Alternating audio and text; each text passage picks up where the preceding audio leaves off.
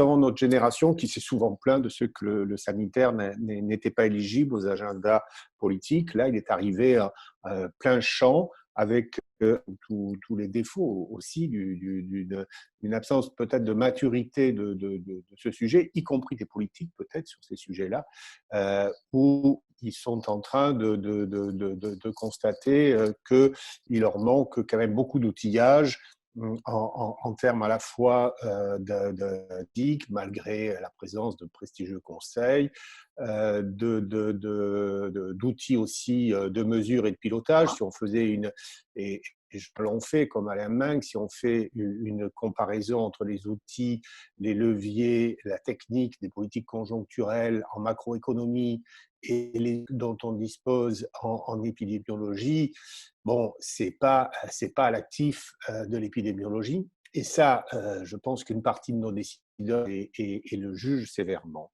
Le second point, c'est le pénal. Bon, il y a eu du pénal dans le VIH, tout le monde s'en souvient, mais en fait, c'était du pénal, j'allais dire du pénal de droit commun. C'était du pénal circonstancié, c'était l'affaire du sang contaminé pour l'essentiel.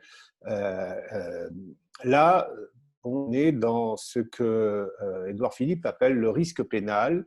On l'a vu, y compris dans des manifestations très, très visibles ces derniers jours. Et moi, j'étais frappé de ce que quand on a demandé à Édouard Philippe hier ou avant-hier dans son audition à l'Assemblée ou au Sénat, je ne sais plus, là, le plus marqué, c'est le risque pénal.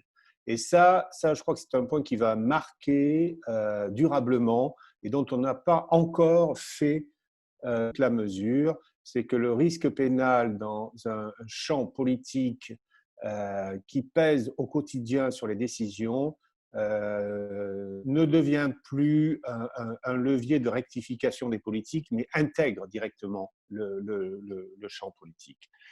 Et enfin, tu l'as dit, mais enfin, c'est l'absence de démocratie sanitaire. Il y a eu d'ailleurs un papier assez bien rédigé dans Le Monde il y a quelques dizaines de jours, comme toujours, je crois que c'est Christian Saout qui a le sens de la formule, qui disait les enfants de Kouchner sont fatigués. Mais bien au-delà, il n'y a pas eu de démocratie. Il n'y a pas de lieu pour la démocratie sanitaire.